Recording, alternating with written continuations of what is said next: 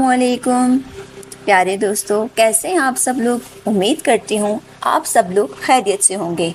तो प्यारे बच्चों, रोज़ की तरह आज भी मैं आपके लिए एक दिलचस्प कहानी लेके आई हूँ जिसका उन्वान है 40 दिन का बादशाह।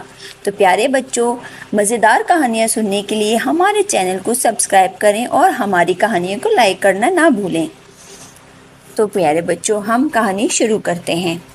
पुराने ज़माने की बात है। मुल्क फारिस पर एक बादशाह हुकूमत करता था। वो बहुत परेशान रहता था क्योंकि मुल्क में चोरी और डकैती आम थी। बावजूद कोशिश के भी वो इस पर काबू नहीं पा रहा था। एक दिन बादशाह परेशानी में महल से निकलकर जंगल की तरफ चल पड़ा। इसने देखा एक लकड़हारा बहुत मेहनत से लकड़ियाँ काट रहा है। लकड़हारा बादशाह को देखकर इसके पास आया और कहने लगा, बादशाह सलामत, आप किसी शाही सवारी में नहीं आए। बादशाह ने अपनी परेशानी की वजह बताई तो इसने कहा, अगर आप इजाज़त दे तो मैं कुछ अर्ज़ करूं। बादशाह ने सर हिलाया तो वह बोला, आप मुझे कुछ दिन मुल्क पर हुक्मरानी की इजाज़त दें। मुझे उम्मीद है ये बुराई ख़त्म हो जाएगी। बादशाह ने इसे बखुशी इजाज़त दे दी। लकड़हारा बादशाह बन गया।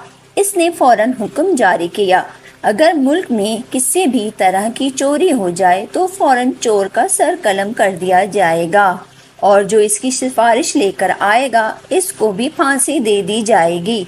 लोगों ने इस हुक्म पर तवज्जो ना दी और अगले दिन किसी के घर से जेवर चोरी हो गए।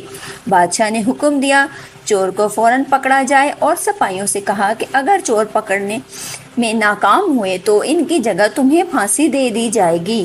कुछ रोज़ गुजरने के बाद सिपाही चोर पकड़ने में कामयाब हो गए।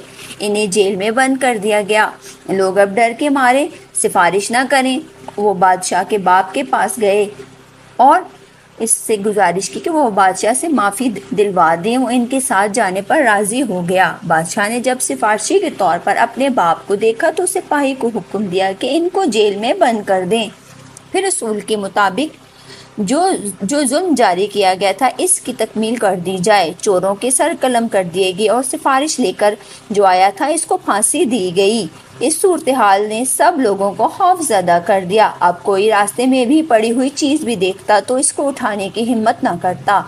आहिस्ता आहिस्ता मुल्क से चोरियां होना बंद हो गईं। 40 रोज़ बाद बादशाह लकड़हारे ने अपने बादशाह को बुलाया और सल्तनत का निज़ाम इसके हवाले कर दिया।